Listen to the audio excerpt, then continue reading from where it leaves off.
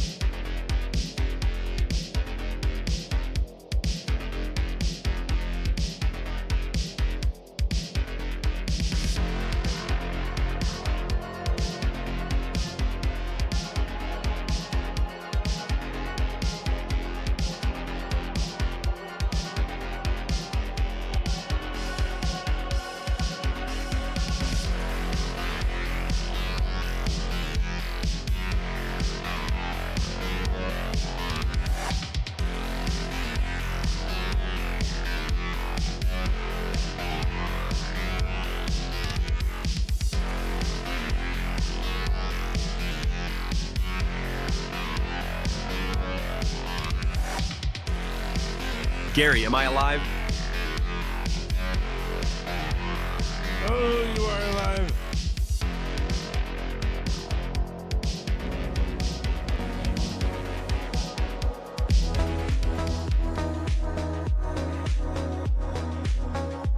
Oh my goodness, it's so wait. How you do? How you do? How are you, friend? That took way too long. Do you want to know why? It's because I haven't streamed it forever. And it screwed me over. So yeah. Thanks to everyone that just recently followed there on YouTube. We are 2 followers away from 550 there on YouTube. Let's go, baby. I appreciate everyone bearing with me while I was pressing all those buttons. Oh my goodness. Everything went wrong. Everything. Yes.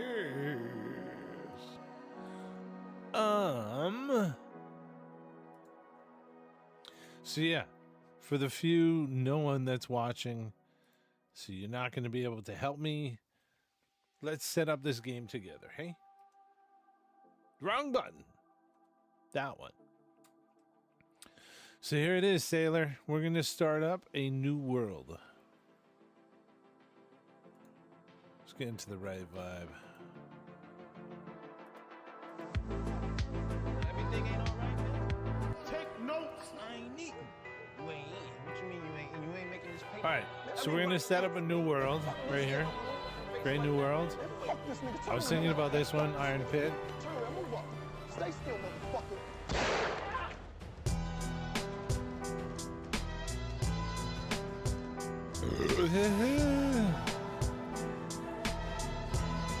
Standard.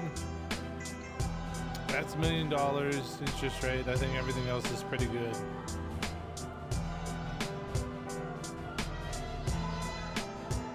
Maybe XP gained a bit much.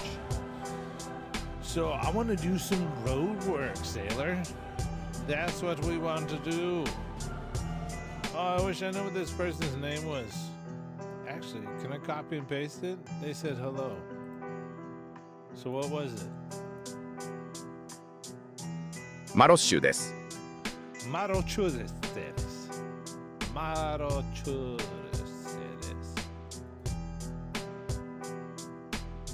Marotsushi desu.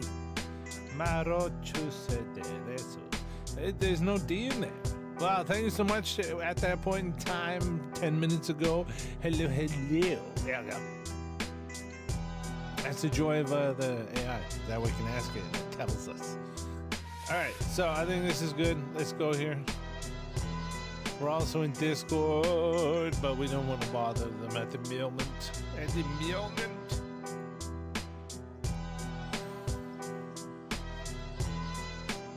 Oh, shit.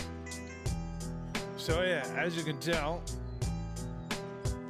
we got a controller set up, and I left my wheel on from the sim racing. Hopefully it all works. Oh, yeah.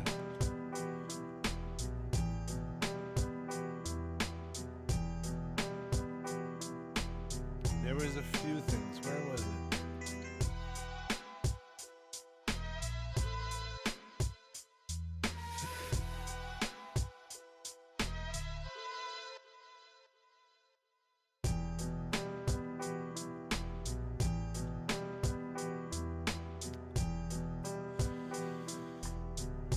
Just give me a second. Everyone hit that follow. Yeah, let's give an automatic follow to those peoples. Well, maybe not that one. That makes it seem like they gave me money. Hey, how about this? This one. Play it again. Come on. Thank you so much for the follow. Subject. Mash it up, baby.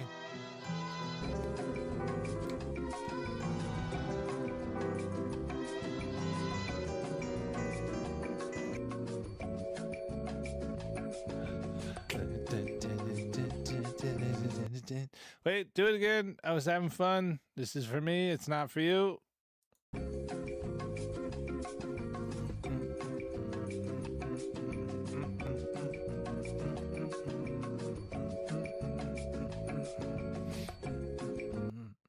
All right.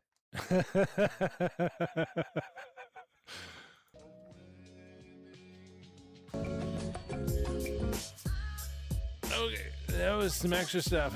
So since we're doing a whole bunch of, we're live streaming over here, we're live streaming over there, we're in this picture, we're in that picture, hence where it's up there to say check out our horizontals and whatnot. Our bots do not work. So if you follow, I might not be able to give you the respect that you can, so I give you that. It'd be horrible if people donated. So I'm glad that people don't donate, because then I'd be like, oh my fuck, I missed you. Give me $10 or $5, 10 cents, whatever the hell it's at. So that would suck. So good deal on that. No one does that. Yeah.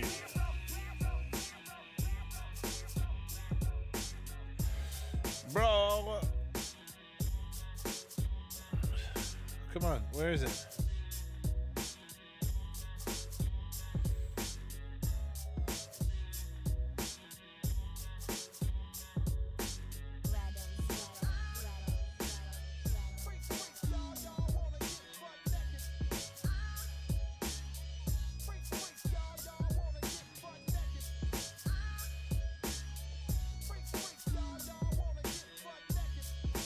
Huh.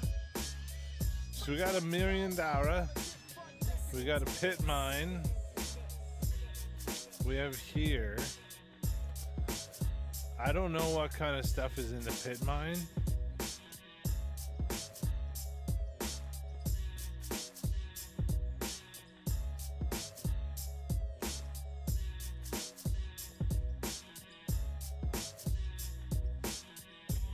Maybe this isn't the best world to do this stuff.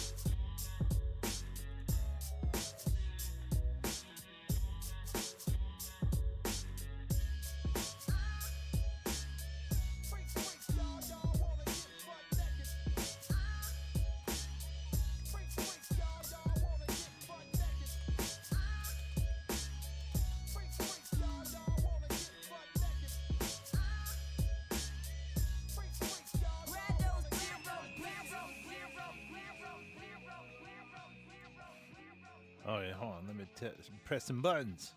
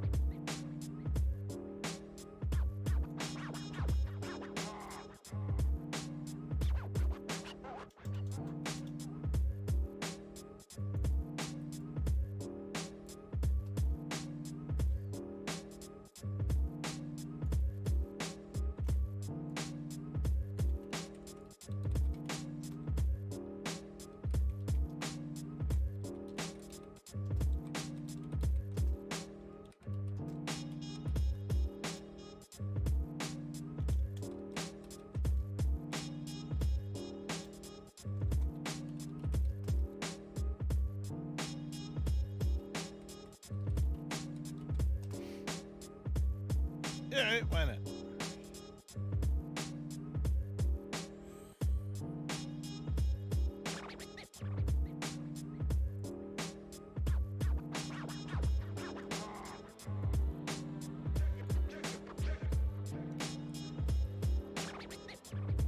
Scandinavia.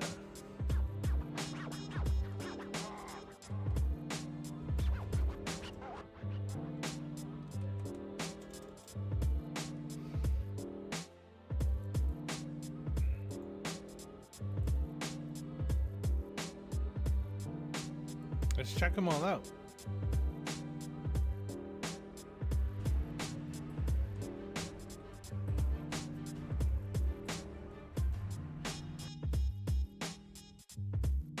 Because I want to set up some cool roads around some stuff.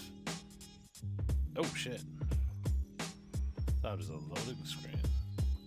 Oh, it's nothing.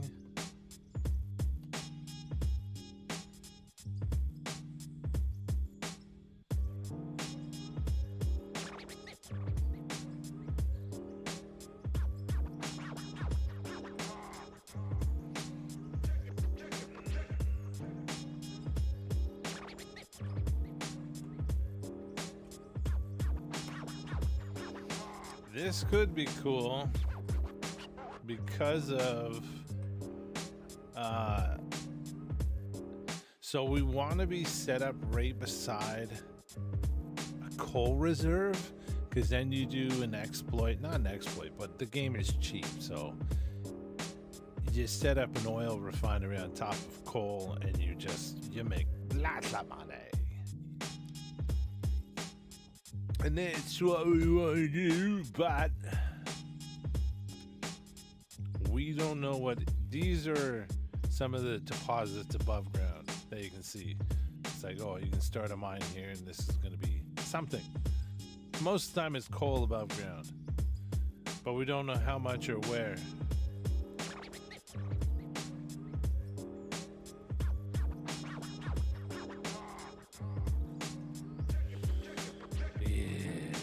So maybe this could be a good one. Because there is no infrastructure, and then we definitely would have to build roads. Alright. I think I'm kind of into this. This one might be good. Hopefully we get fucking coal. If not, I think we can edit the game files and give us more money. See the color distance right there? Dark brown, I think. Not brown, that's not brown. So yeah, I think we could set up something. One of the problems, though, where is it? I is the store, here's store. To tell what's going on in the ground. Where is it? Equipment. Don't come at me, bro.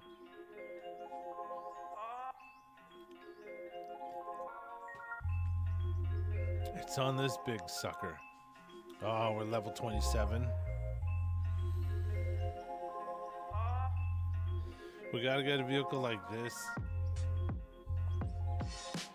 with no head. So that would be the thing that you gotta do.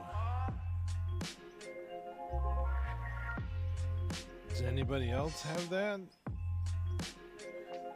173, 130.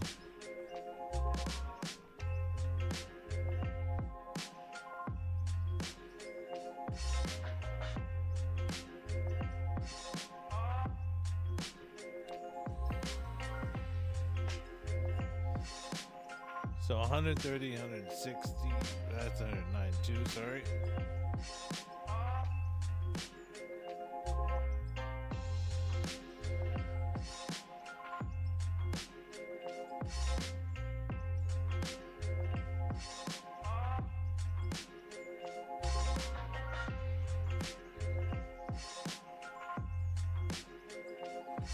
B110,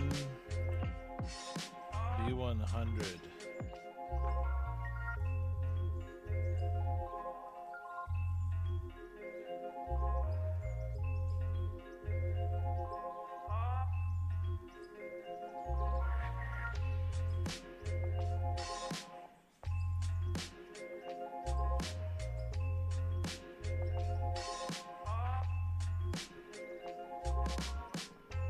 So this one. So yeah, this will tell us where it's at.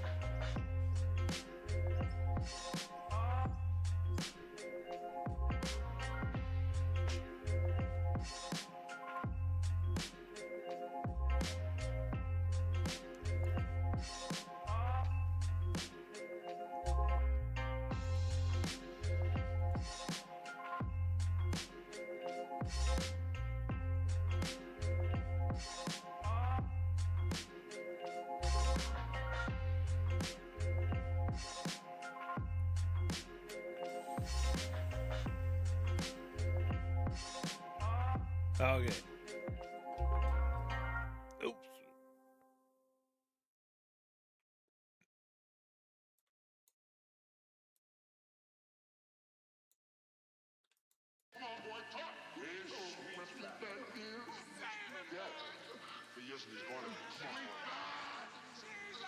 Gary, what are you doing?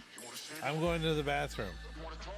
And this is a perfect time for everyone to hit that follow, like, and subscribe. Because we're going to be right back with more. Okay. Hold on. Ooh, cha, cha. Ooh, cha, cha. There were times in my life when I needed you. There was times where we needed each other. Mr. Mustache.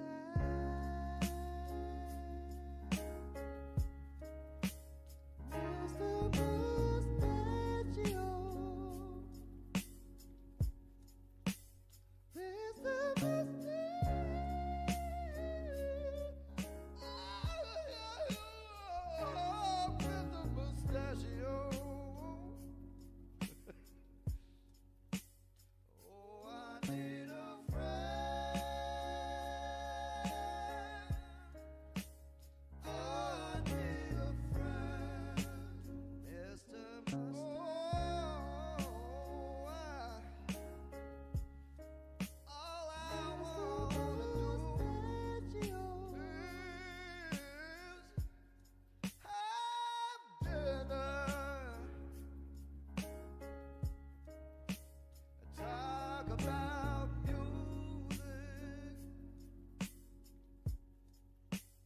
look into your eyes, tell you pretty lies. Oh, with the mustachio, all of that is gone. Mr. Mustache. Stash.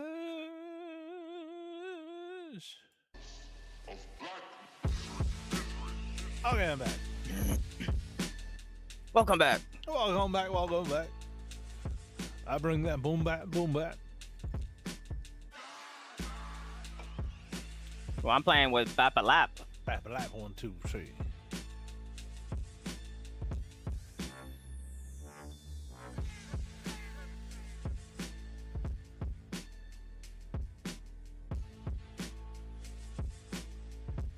Drove under my fucking landing.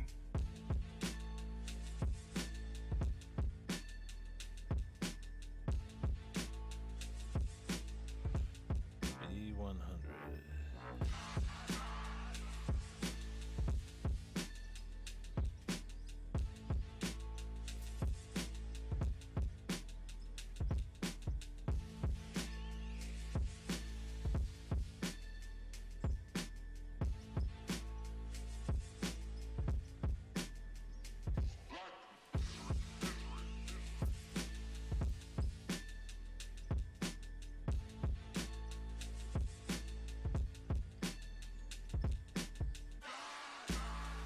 Where were the basics?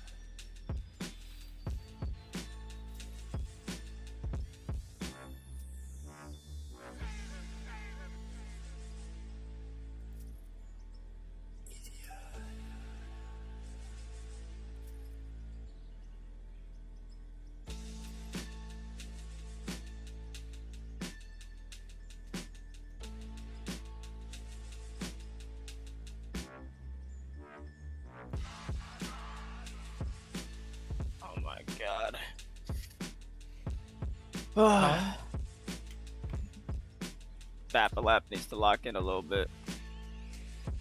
You just need to lock in harder. He's missing the ball in bad places, like really bad places.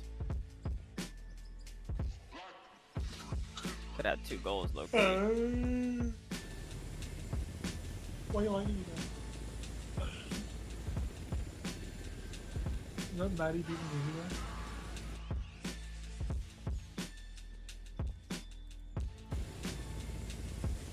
Let's go find us some good, solid land, baby.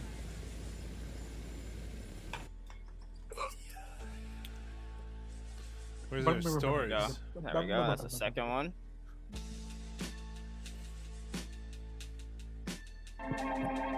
One more, baby. One more. Joe Gatling offers to sell Bill Weaver a $1 bill for $50,000. Weaver tries to take it away by force. Fearing for his life, Gatling pretends to put the bill in the bank. Weaver robs the bank for the bill, finds that it is not there, then later kills Gatling. But still the bill is missing. Boston Blackie's friend, Mary Wesley, was in the bank. So Weaver's trigger man, Bart Everton, tries to kill Mary. To return to our story, Bart sees a Thank God he could do that. Oh, that's good. Hiya, Gertie.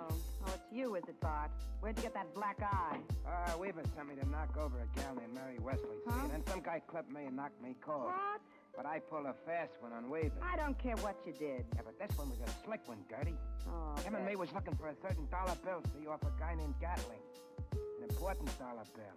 $1 bill? Yeah, one that Mr. Weaver wants real bad. Bad enough to kill for it. Well, what about the $1 bill?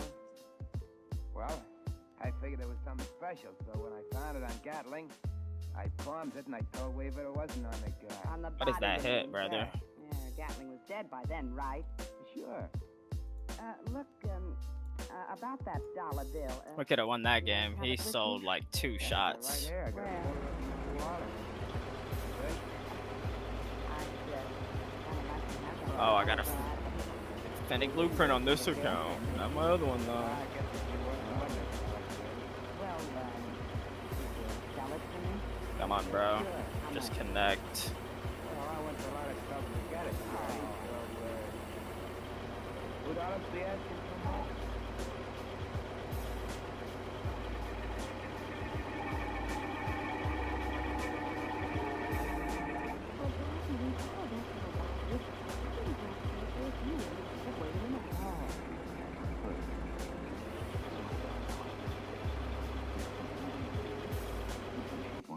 Crap, what the hell is this? See what Serpa's up to. Wants a partner, if any.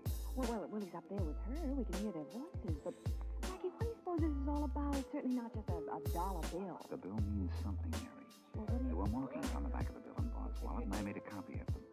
I know, I saw you, but they don't make any sense. Oh, no. Wrong one. Sorry, I got too many controllers. In case it will make sense someday. Well, I still think you should have kept the bill instead of putting it back in Bart's wallet. Oh, no, Mary. I want him to think that we don't know about it. Look, would you do something for me? Uh-huh. Phone Faraday and tell him to join us down here as soon as he can. Oh, he must be expecting trouble. When our friend Bart comes down from the room upstairs, I'm hoping for trouble, Mary. But it's going to be all his. Oh, shit. That one. I am starving.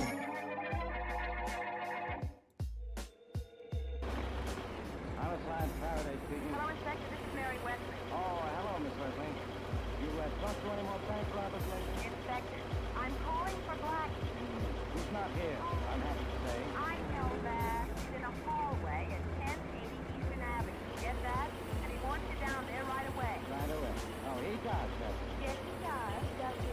Miss Wesley. All he's on here right. like Blackie every day. How soon can he be here? I'm not sure. What? You can tell Blackie something for me. Inspector, please. Relax. It isn't bad at all. I want you to tell him what I found out about Joe Gatling, the man we found dead. Yeah, what? He was the son of the late Danny Gatling, big bank robber, who died last week. Get that? Yeah, I got it. About $150,000 in bank loot Gatling stole was never recovered. Yeah. That's still hidden, and not anywhere that Blackie is, I guarantee. What's down there anyway? A man with a marked $1 bill. A mark. And before Blackie gets through with him, he's going to be a marked man.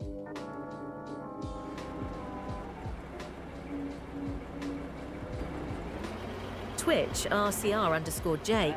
Dear Diary. Yes, Jake, dear diary. What the fuck am I doing? Why are the buttons not buttoning? I'm pressing the buttons. I know about another dollar bill that's just as important.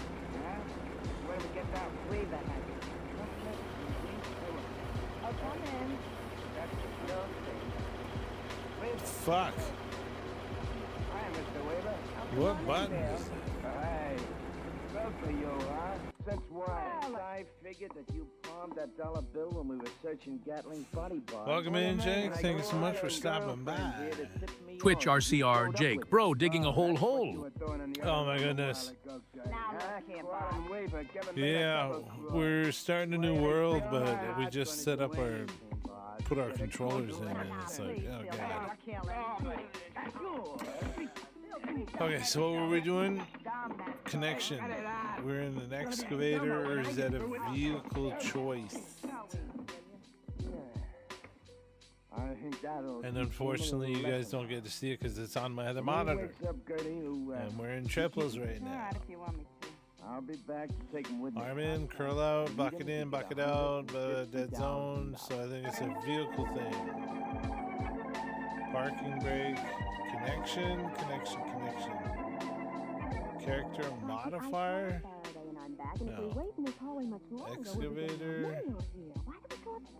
Mary, a few minutes ago, another guy rang Pedro Lanning's bell and went upstairs. What do you think he was? It's where the Q was. I think we'd better wait for Faraday. Did he say he'd be here today or tomorrow? He said he'd get here as soon as he could. Great. Well, no That hurry. means we may not see him for a week. Well, we'll see this thing through ourselves. When was the last time y'all ate ass? See the marking on that dollar bill in Bart's pocket. Maybe we're silly. Tuesday. It has nothing to do with the case. Mary Oh, Bell yeah. has everything to do with it. First is the reason the bank like was robbed, then Joe Attach Gaffney was killed for tools. it, then you were threatened. Q. But then there's a subset of Q, you fucks. Alright, let's find something to snack on. I'm gonna go to this guy and ask questions later. Hey, you. Okay, I guess we gotta do that.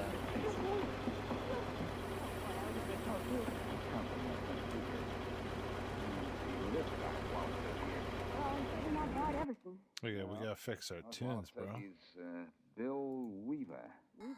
Now, let's see if he has the marked dollar we found on Bart. Yeah. Mm-hmm, he does. Blackie, he has $2 bills. Yeah, I just noticed that. Well, what about that? And Mary, there are funny marks on the back of the phone, too. And the last two figures in the serial number, the circle. Yes, the number's different. The marks on Alright, the so back. there we are. But look, if I fold the two bills in half, place them together, the marks run together. Yes, it does. And Mary just thought I just found the word on it. Two words. Brent Wood. Oh, four plays, huh? And look, it's like that. That's the first and spot.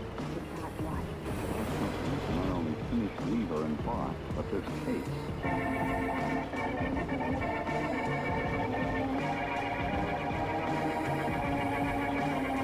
Okay, Blackie, we're at Brentwood. We found the start. So there's a black dot on that big house. Oh, what? Now we have to figure out where to go from here, Faraday. Yeah, I know where I'm gonna go. Right back to my office. If you'd had any sense, you wouldn't have made copies of those bills. You'd have brought them along. Look, I did everything that was necessary. I wanted to be gonna have the bills. Right. Here. You know we're not gonna find anything. Look at this place. Trees. Nothing but trees. Oh, how do you do this? What do we do now? Cut down every tree we find what we're looking for? Or count them off? You might think something. The serial numbers were circled. The last two on each bill. So I wrote them down on a piece of paper. Game's always game. Put out that flashlight and we'll get out of it. Look, Faraday, 52 is circled on this bill, 28 on this one. I'm all agog. 52 what and 28 what? What do those figures mean? Inspector, I have to figure that out.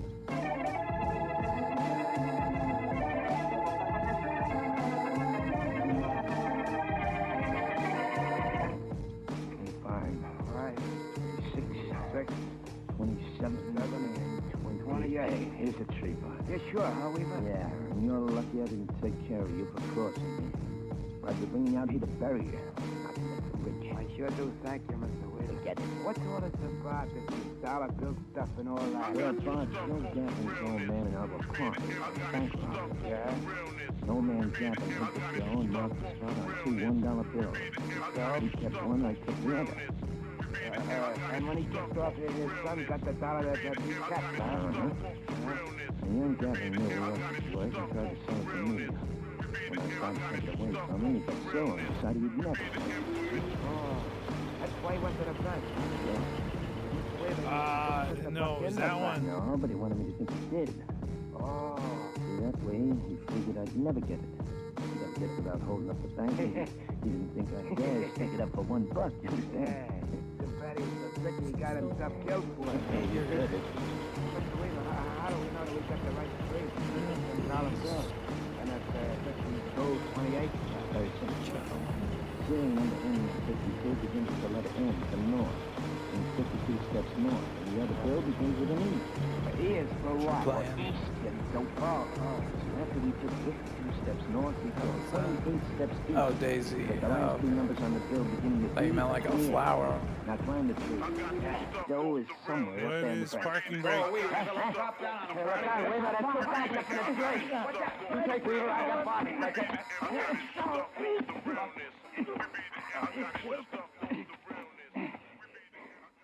Well, that takes care of them. We'll let them see the money we found when they wake up in jail. You're proud of yourself for figuring what that 52 and 28 meant, huh? Sure. Now do you see why I copied the bills and let them keep the original? Yes. Bring them out here so we can grab them. Uh-huh. I'll tell you something, Inspector. What's that? This isn't the first time I've ever solved a case by going out on a limb. Why is the parking brake on?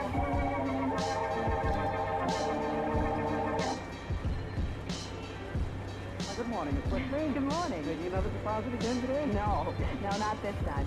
Cash this for me, will you? I certainly will. Thank you. Hello, Blackie. Hello. And just because I'm right behind Miss Wesley, don't think I'm going to hold you up. Now on, every time I see Miss Wesley at my window, I wonder who's behind her. Well, the chances are it'll be me. I hope so. Here you are, Miss Wesley. $50, 4 10s, 5 and 5 1. Oh, thank you. Goodbye, Miss Wesley. Goodbye. Goodbye, Blackie. Goodbye. Come on, Mary. Let's see how fast you can spend that 50. Now, look, man. don't bother to count it. There are 50 there. These people know how to count. All right, go ahead and look at the ones. But what for?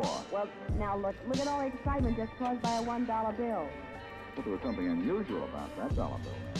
It was marked. And matched another dollar bill that was also marked. Well, these are marked too. Uh-oh. Here we go again. Yes, Blackie, here we go. To buy a new hat. Because that's what these bills are marked for.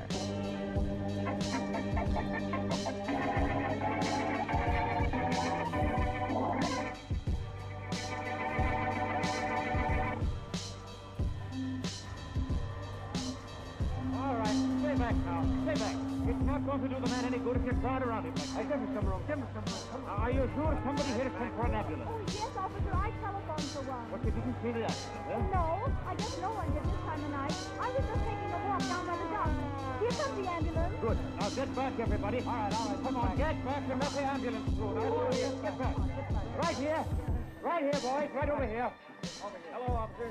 Hello, doctor. Right this way. Want me to help you, doctor? I'll let you know in a minute, driver. Okay. Open the back of the ambulance, someone. I will, doctor. Thanks. How is the officer? Well, I don't know. He looks pretty bad to me. Hit by a car, it looks like. How does he look to you? No, not too good. I'll get the driver and we'll get him on the stretcher and into the end. Okay, now get back, everybody. I'll be right back, officer. Okay. Driver. Right, you on, doctor. I mean, Joe. Man is still alive? Yeah, Henry. But we're going to see to it so he isn't. Very long.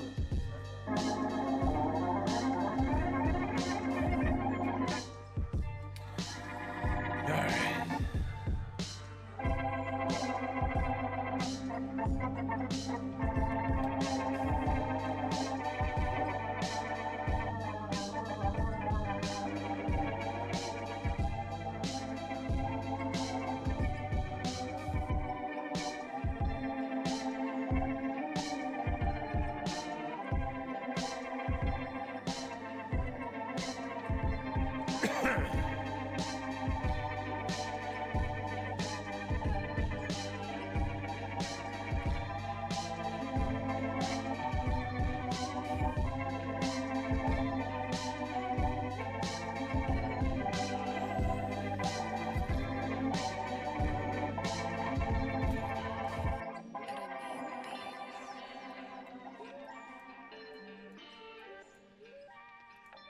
Being a private investigator means two things. You can be sure you'll run into trouble, and you can never be sure you'll get out of it. Not much you can do about it, I guess, except, like Julie always says, walk softly, Peter Troy.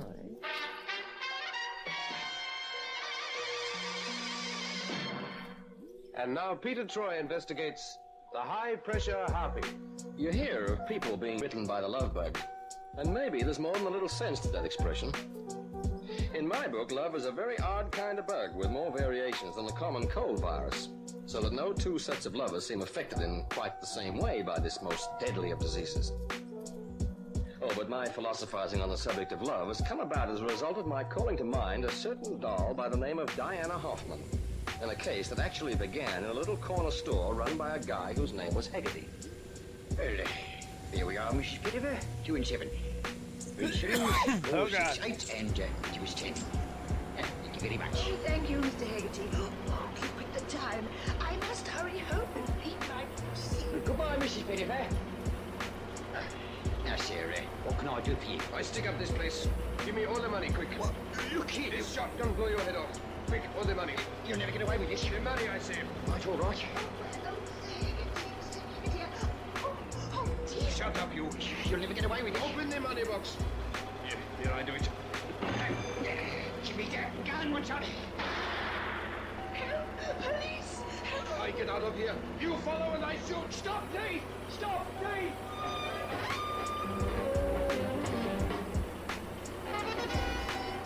There was something about the holdup in the papers, but I didn't take too much notice of it. That kind of caper is strictly for the police. In fact, when Diana Hoffman swept into my office like a galleon under full sail, nothing was further from my mind than gunmen holding up corner stores. For not only was she stacked, but she must have stood 5 feet 11 in her stockings. And she had a way of making me feel that I was about 4 feet 3 on tippy toes. Well, Julie was out at lunch, and like a dumb cluck, I'd left the door to my own office open, so that there was little to impede the overpowering Amazon's invasion. You'll be Peter Troy, no doubt. Well, yeah, I'm Troy. Good. Shall I sit here? Yes, this will do. Look, Miss... Hoffman, Diana Hoffman. The Hoffman Business College, you know. Business college? Are you sure you don't mean a gymnasium? If that's meant to be funny, Troy, I can assure you it doesn't appeal to me that way. No, well... I've come here on business. Your business. You are a private investigator, are you not? Well, that's what the sign on the door says, Miss Hoffman. You don't look much like a private investigator. Rather too soppy, if you don't mind my saying so. Oh, why should I mind that? You go right ahead. Anyway, you'll have to do. I can't spend any more time on this Weird. Project? They've arrested Heinrich Capel for holding up Hegarty's store. They have? Oh. You don't sound as though that means much to you. Why, Miss Hoffman, it means a great deal to me. Of course, I've never heard of this Heinrich Capel or Hegarty or his store, but well, that's just a detail. Read your papers, man. For goodness sake, I should have thought a man in your line of business would be well up on all local crime. They say we learn something new every day, Miss Hoffman. Now you know. Know what? That a man in my line of business is not always well up on all local crime. Troy, I'll thank you not to make frivolous remarks. I haven't much time. Well, Now, the position is this. Paul Capel's father is a shiftless person, but probably not the kind of man to commit a crime like this. Paul's convinced of his innocence, and I'm prepared to support him in that. At least I'm prepared to go to some trouble and expense to get at the truth. Oh, why? Why? Because Paul Capel's my future husband, that's why. Your future husband? Does he know? Of course he knows. Already told him. He's one of my brightest pupils at the college, and he's good material, the kind of man I can lick into shape. Yeah, I'm sure, but what shape? Keep your mind on what we have in Shit front feels of us, Troy. sort of Miss backwards. Hoffman, my mind is well and truly on what's in front of me. To tell the truth, I'm just fascinated by it. What? Yes, I was just looking at your... back for lunch, Mr. Troy. I was just looking at your handbag, Miss gonna go Hoffman. up. Is that imported leather? That goes out. I didn't know you had a client coming in at this time, Mr. Troy. I have my notebook here. You want me to take notes, of course. Yeah, sure. Miss Hoffman, this is my secretary, Miss Summers. How do you do, Miss Hoffman? Have you been getting along all right with Mr. Troy? Getting along? I don't want to get along with him. You ask me, he's pretty much of a fool. Handbag, indeed, of all the soppy drip. Miss Hoffman wants us to look into the Hegarty case, Julie. Look it up for me, will you? The Hegarty case. That's right. Under H for handbag. Hegarty. Look, I hope you'll excuse me, Miss Hoffman, but I think I'll go out and have some lunch. Oh, but you had lunch an hour ago. You know me, Julie, just a growing lad. I need lots of nourishment. Now, Miss Summers will take down all your particulars, Miss Hoffman. She's better at that than I am. I'll see you in half an hour, Julie. Boo, we have That's right, Troy. self-control. We've arrested this Henry or Heinrich Capel. Hegarty has identified him as the man who held him up. Open and shut. Inspector, you shouldn't say things like that. You know it's only a temptation to me. What is? Well, when you're so smug about having solved a case quickly, I just love to prove you're wrong. And it's happened so often. It has not happened often, I'll have you know. For the present, Inspector, suppose you just have me know the rest of the dope on this Hegarty case. We can tear each other's eyes out later. There's nothing to know. 3 eyewitnesses saw the holdup. And they are? Mrs. Janet Pettifer, James Billings, and one Archibald Mockridge. The 2 men were just entering the shop. Mrs. Pettifer was in it at the time. And I suppose they've identified Capel, too? Well, not yet, no. Not yet? Inspector, you're slipping. Now, look, the old lady, Mrs. Pettifer, is in hospital in a state of shock. The 2 men caught only a glimpse of the bandit. Oh, then you're not going to be able to rely on their testimony too much. No positive identification, even though they were there. Look, Troy, if you come here just to make trouble for me... I'd like to, Inspector, but I'm a little busy right now. Well, I don't need you to lecture me on the rules of identification if you're thinking of doing that. No, and you don't need me to tell you that so far you have only a very shaky case. Well, at least it's a start. Earlier, you said it was open and shut. That was to get rid of you. I get a little tired of running into you on every second case I have. Well, take heart, Inspector. That's only because you have all the interesting cases. Say, what about the description of this bandit? It's all here. Here we are, about 5 feet 10, heavy features, large walrus moustache, dressed in a long, very worn gabardine overcoat, large soft felt hat, pulled well down. He carried a sawn-off shotgun under the coat, apparently hanging from a shoulder strap, so nobody would notice it prematurely. Yeah. And this description fits Capel? Of course it does. I told you, Hegarty knows Capel by sight. He lives in the neighborhood. And he swears it was Capel. I wouldn't harp on that if I were you, Inspector. You know it isn't enough. Now, just let's have the names of those witnesses again, will you? That's correct, Miss Summers. And I guess I'd say that description fitted the man pretty well. Although, as I told the police, I didn't see him too clearly. Well, thank you, Mr. Billings. There's nothing you feel you can add to that? You were at the door of the shop when the bandit ran out, I believe. Yes, I was. Mockridge and I, he lives just up the street, we were going in almost together. That's when we heard the man call out. You heard him say something? What was it? It's hard to say now. Something about sticking up the place, and he wanted the money. But it was not too distinct.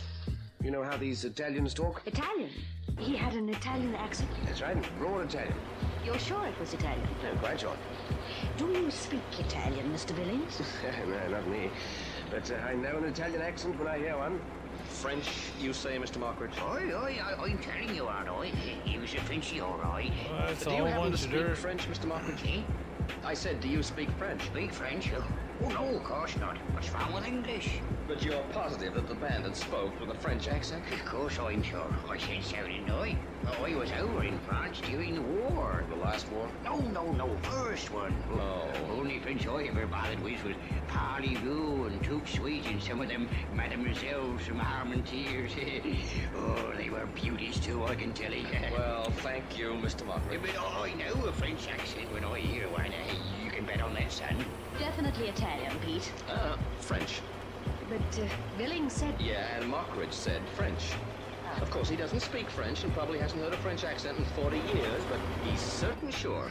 Billings doesn't speak Italian either. Yeah, it's weird, isn't it? You know, this reminds me of that Edgar Allan Poe story. What story is that? The murders in the Rue Morgue. Ever read it? No, I don't think so. Well, there was this doll who was cut to pieces by someone. And the neighbors all heard a great yelling and screaming in the room before the murder. Yes? Now, one said he heard an Italian voice, another said it was German, and so on. None of the neighbors could speak the language, but they were sure of the accents. It is like this case. What happened in the end? Did they find out who did it? Yeah. And was it a German or an Italian or what have you? No, it was a gorilla. Oh, Pete, stop kidding. It was a gorilla. I'm not kidding. It was a gorilla. You mean it might have been a gorilla that held up Hegarty's store? Oh, Julie, now who's kidding? But you said it. Julie, remind me not to tell you any more creepy stories from Edgar Allan Poe. It's too unnerving for you. I don't think you're the one to talk about being unnerved. The way that Diana Hoffman had you, your hands were practically shaking. Oh, I know it. Say, have you ever before seen so much woman all in one piece? Peter Troy, you had... Save it, Julie. Come on, let's go see what we can find out at Mrs. Pettifer's home. She's the last of our Should we so-called buy a eyewitnesses. drone It we couldn't can be see she thought the better? bandit was an Arab. Julie is always inclined to cluck like a mother hen or something when beautiful dolls are within arm's length of me. But had she only known, she needn't have been too worried about the high-pressure harpy Diana Hoffman. Filth that doll may have been, but I like my women somewhat less overpowering and in smaller doses. Somehow, although I hadn't met him, I couldn't help feeling sorry for Paul Capel, the guy she decided to marry. And also the son of the man Inspector Caswell was sure had committed the robbery at Hegarty's store. Oh, I personally didn't want too many conferences with the very dominating Diana. I was anxious to get rid of this case quick. And so, trying to short-circuit visiting Mrs. Pettifer in hospital, Julie and I went along to her modest little cottage. But Pete, if Mrs. Pettifer's in hospital, what do you hope to find out here? Well, she lives with her maiden sister. Her husband's been dead for years. I found that out from Inspector Caswell. Yes? Oh, good afternoon. My name is Troy. Peter Troy, my card man.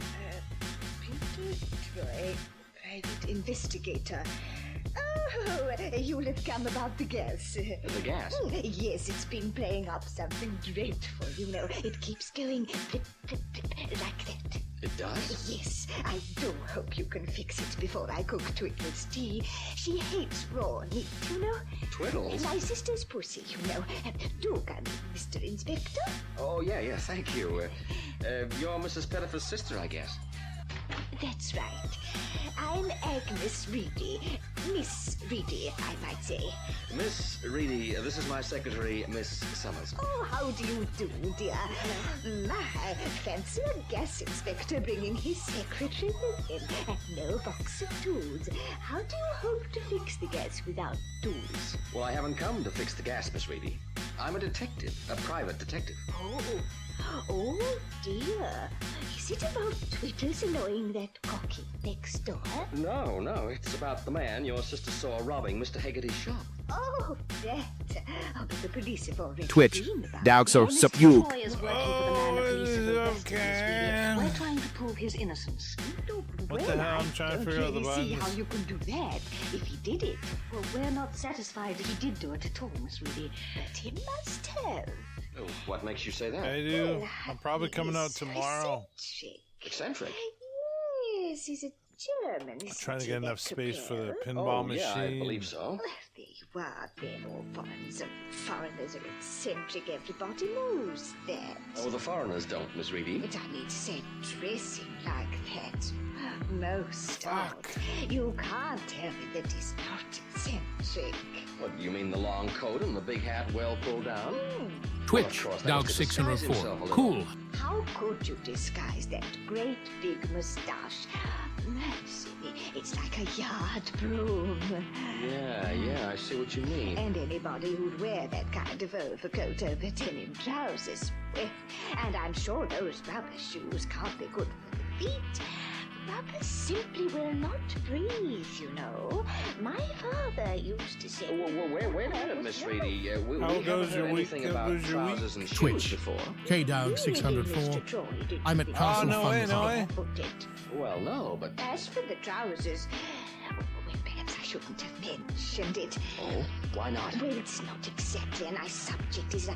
I mean, in front of this young lady, How goes one that? doesn't speak of a man's nether garments in mixed company as a rule, does one? Although perhaps we could waive the strict rules of propriety on this occasion, Miss Reedy. This is a serious matter. A man's liberty might be at stake.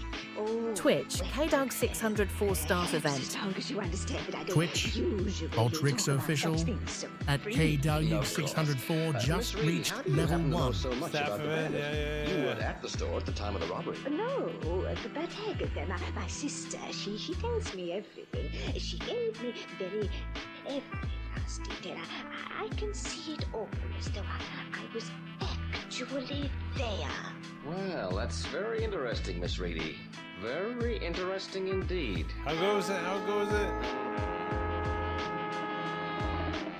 Another cup, Pete? Hmm? Oh, yeah, thanks, honey. Is it fun? Are you having fun? You have hardly had a word to say for yourself since we Yeah, I came think into this this might coffee have shop. worked. You must have been doing some very heavy thinking. Yeah. Julie, do you have those notes you took from Diana Hoffman? Right here in my purse. What do you want to know? About the Capel family. Read it off. Capels. Just a minute. Oh, yeah. Capel, here we are. Father, Heinrich Capello. Mother died 6 years ago. 2 children, Paul, aged 28, and Edward, aged 22. Edward. What about him? Well, you tell me about him. What do the notes say? Oh, Paul's a hard worker, goes to night school at Hoffman Business College. Yeah, I heard about that. Here we are, Edward. Oh, different type from Paul. More like his father, who is said to be shiftless. Edward mixes with a certain undesirable element, whatever she means by that. No, okay, that'll hold us for the moment. What are you getting at, Pete? A pair of blue jeans and suede rubber-soled shoes, worn under an old gabardine overcoat. I am not getting a better view. Yeah. We do The have guy who wore the jeans and the area shoes here. would be more likely to have a leather jacket or some such. Leather jacket. And my guess is we'll This find could that be a old cool Capel spot. never wears jeans or Have suede shoes. A base. All right, But then we- who does?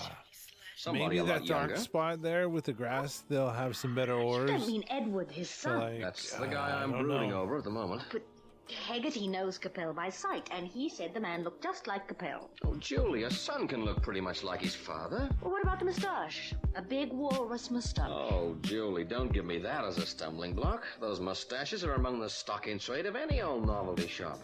You mean to say that Edward Capel put on a moustache like his father's, dressed up in that old coat and hat to complete the illusion, and took a gun and robbed Haggerty? You might say I am toying with that idea. Crap. Can you poke any holes in it? Dozens. Name one. Well, the accent.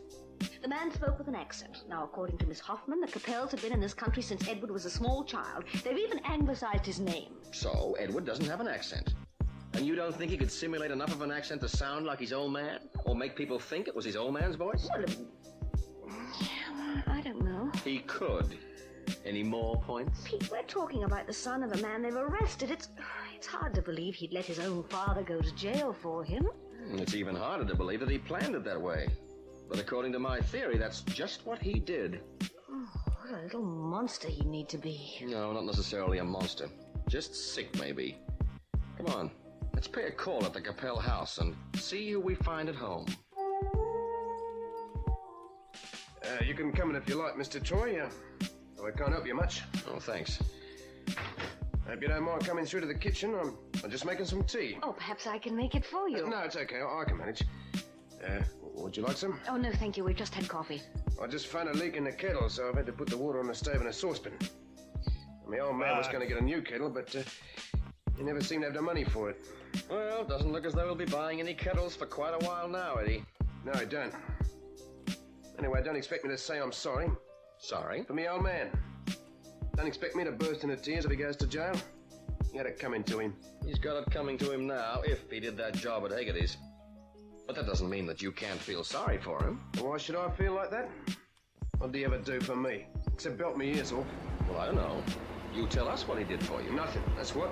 Absolutely nothing. It was always Paul. And Paul was a bright one, a genius. He was going to do great things. Only since Mum died, the old man's even lost interest in Paul. He hardly even works these days, just loafs about. Take Talking forever. about how good things used to be. And robbing stores in between whiles, huh? Well, it's true, Julie. This kid's old man sounds like a real creep. Right, Eddie? Yeah, that's just what he is. Kept you short of money, too, I guess, huh? Money? Oh, Yeah, Kyle, no, when did your money. stuff Not for end? years now. I've had to keep us both. Well, what about your brother, Paul? Doesn't he live here with you? Oh, he used to, but he's going to be married. He's moved into a place of his own. And any money he has, it goes in the bank and stays there. Yes, I expect Miss Hoffman would see to that. You seem to have a little bit of money to spend on yourself, Eddie. Those are pretty natty suede sneakers you're wearing. Oh, these? You like them? Yeah, I got them cheap, though, from Black I know. Damaged stock from a fire, you know. Or from another store robbery, maybe, huh? And what do you mean? The spiv who sold you those shoes cheap. He didn't get them from any damaged stock, did he? He's a thief, just like you. Yeah, I don't like the way you're talking, mister. You cut that out. No use, Eddie. You've sewn up all the loose ends for us. Loose ends? Yeah. You've hated your father for years. And in holding up Haggerty's store, you saw a chance to get your hands on some money and at the same time get your father put away in jail. Now, what are you talking about? You can't say things like that to me. I can say them, and I can prove they're true. You can't prove nothing. Why, Haggerty himself said the bloke who robbed him was my old man? Yeah. But Haggerty didn't notice that the bandit was wearing blue jeans and suede shoes, Eddie. And I guess it's going to be easy to establish that your father never wears those things. I don't know what you're talking about. Get your jacket, Eddie. We're taking you to police headquarters. Wait. Okay, I know when I'm beaten. My jacket's in this cupboard over here. I'll get it. This water's nearly boiling. I'd better turn the gas off. Don't need it now. Okay, you two, get your hands up, quick. What? You dumb idiot. Put that shotgun down. I'm warning you. I'm getting out of here. And if either of you wants to be very dead, you just try to follow me. Mind what you're doing with that water, Julie. Don't spill it. Don't spill it on yourself. You two just stay where you are now. I'm coming for you, Eddie. Stand back, Troy. Julie. Switch up gears. Oh, good girl, Julie. I hope you get the message about the hot water. Give me the gun, Eddie. Thanks. It was nearly boiling. It must have hurt. I hope so. Come on, you young jerk. Knock off the wailing. You don't hurt that bad. You've got an appointment downtown with a certain Inspector Caswell. And you have one with a certain Miss Diana Hoffman. What? Oh, don't remind me, Julie. Oh, brother, when I meet that Amazon again... Ah, yes. You'd better walk softly, Peter Troy.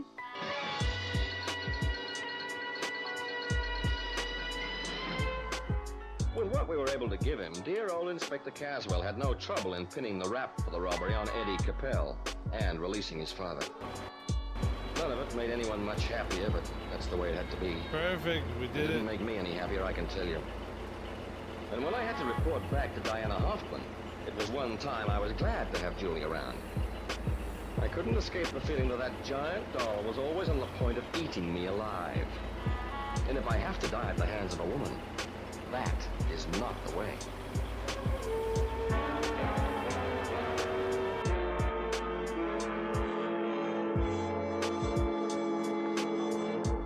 Walk Softly, Peter Troy is an Outranger production written by Cressy Jenkinson and directed by Russ Reiter.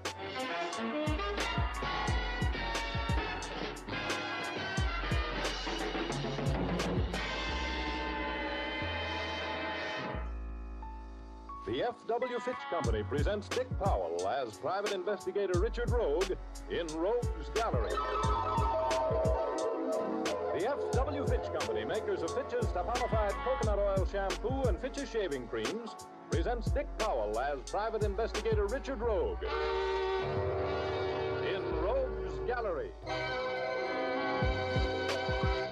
For the benefit of those who tuned in hoping to hear Cass Daly, may I introduce myself?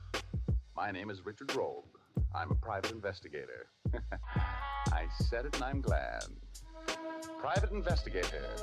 That's the Harvard way of saying I'm a guy who has parlayed a hard head and a great curiosity about other people's affairs into a career.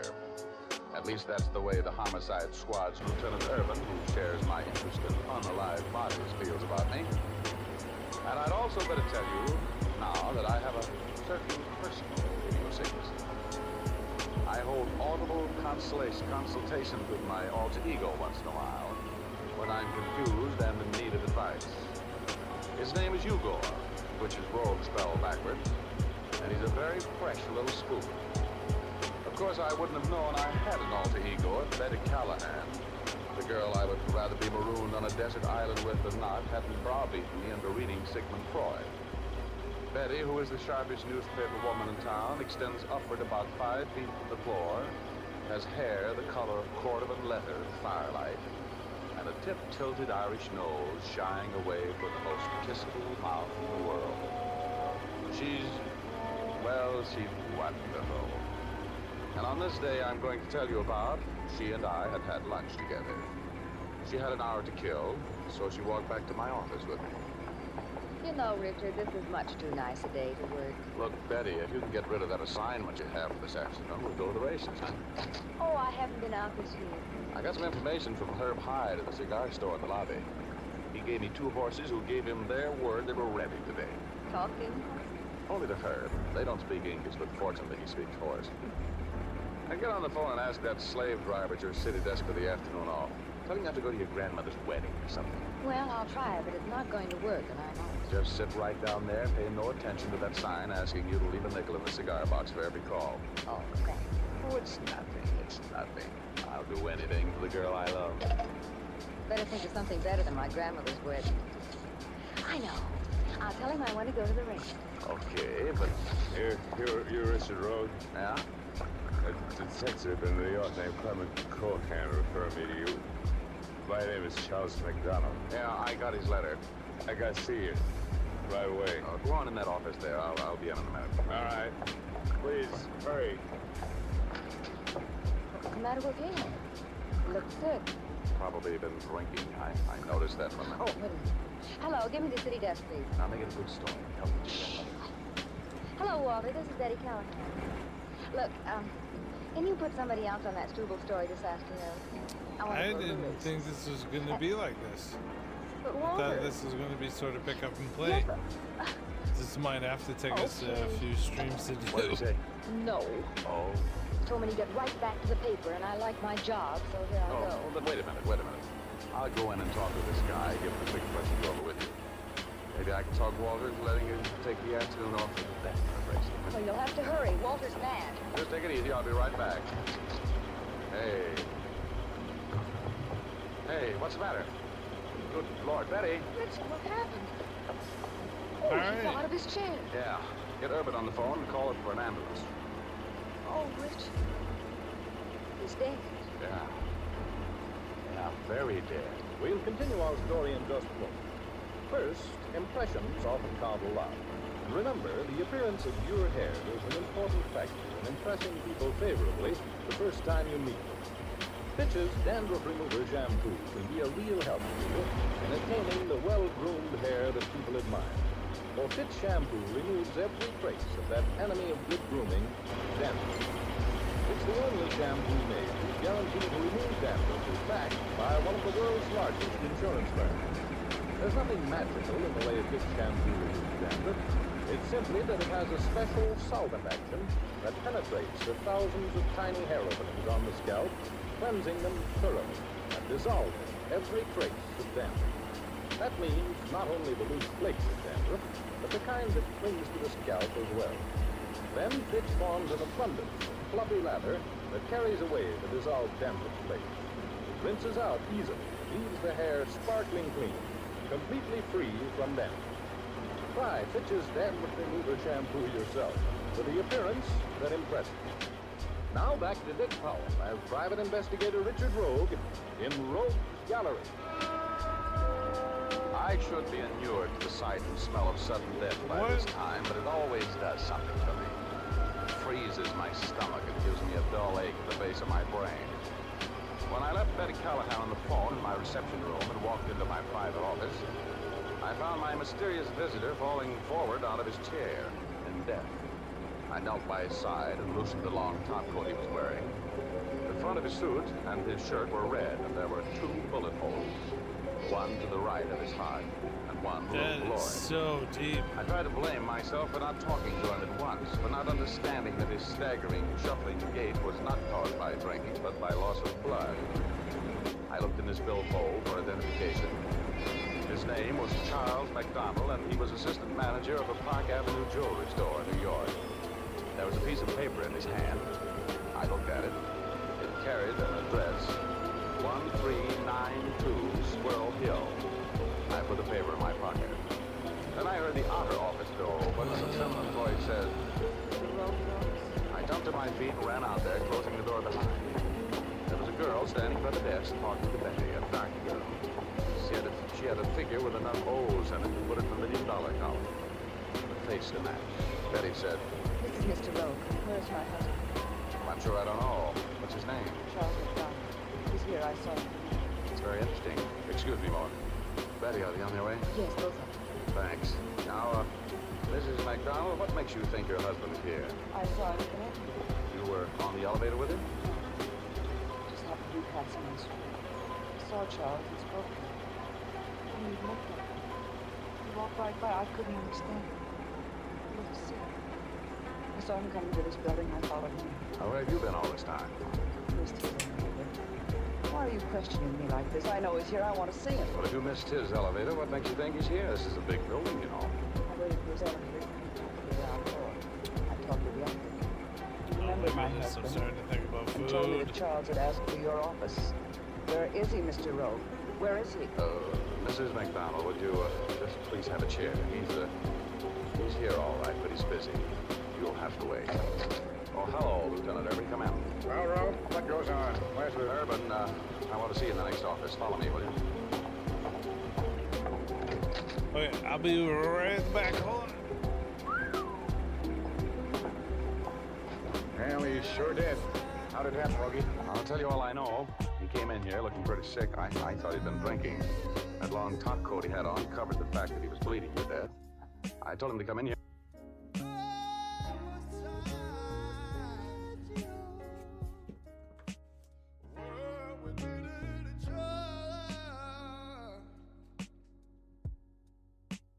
Mr. Mustache.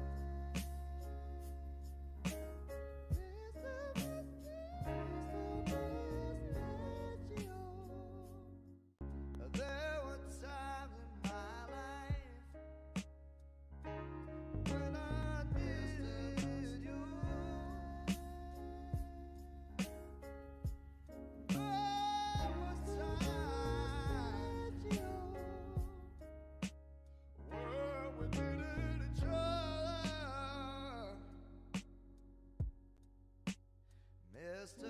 Mustache. Mr.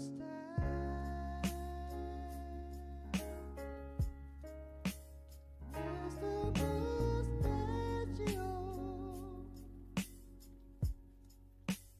Mr. Mustachio.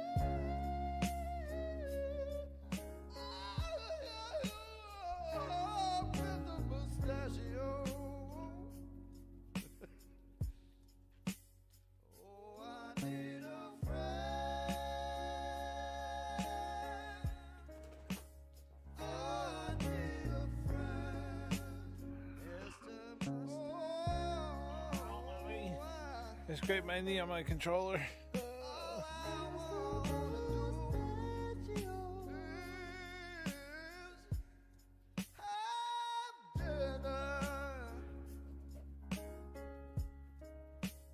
Talk about music.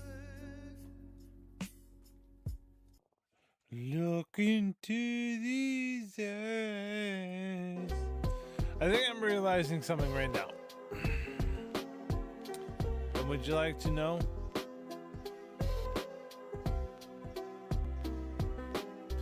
What it is?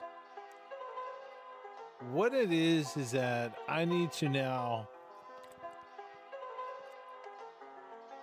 spend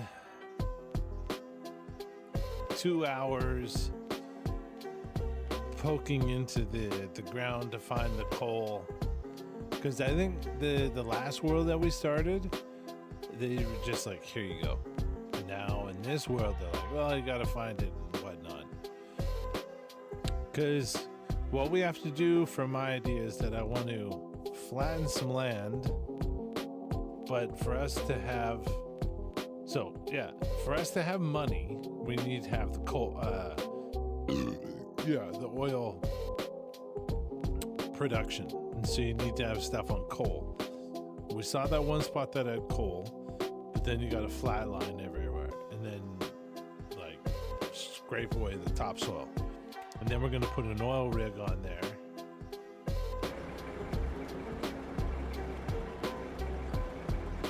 And then we're gonna slowly creep away and get the monies.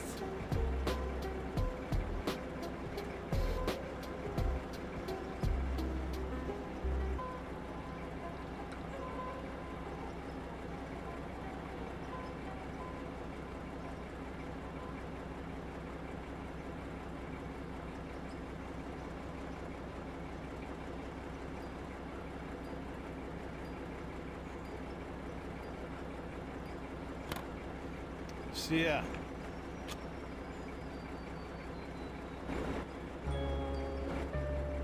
I'm realizing the scope of what we're having to do. I got a whole bunch of off-camera stuff.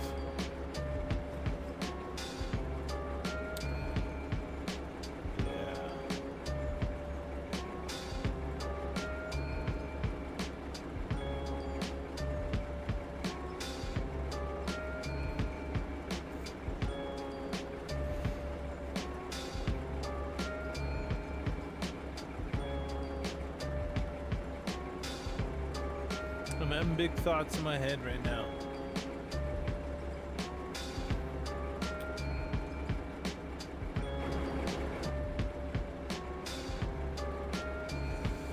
Alright, so here's what I need you to do. Hit that like, hit that follow. We're gonna end the stream here. Some of this work I'm gonna do mostly the poking around, not flattening and not building the stuff. We can do that on stream. But mostly digging around and poking and trying to find the stuff, I'm going to do that off camera.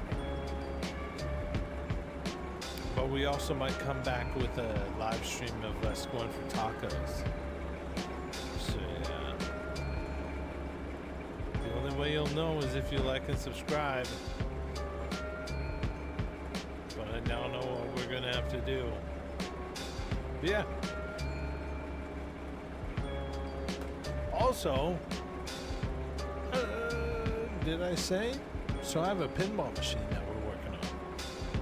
We're going to be working on it coming up this summer. So hit that follow and hit that like, because then you'll get notified of when we're working on that too. So yeah. Peace. I'm Mr. Mustache. I love you. I already miss you. I fucked this all up, but hey, what can you do? That's what we do. It's been an hour and 60 minutes. Things come out. We're here. Bye-bye, everyone. Love you. Have a wonderful weekend if I don't see you. But hit the follow. You might be back later on this evening. All right. Peace. Peace.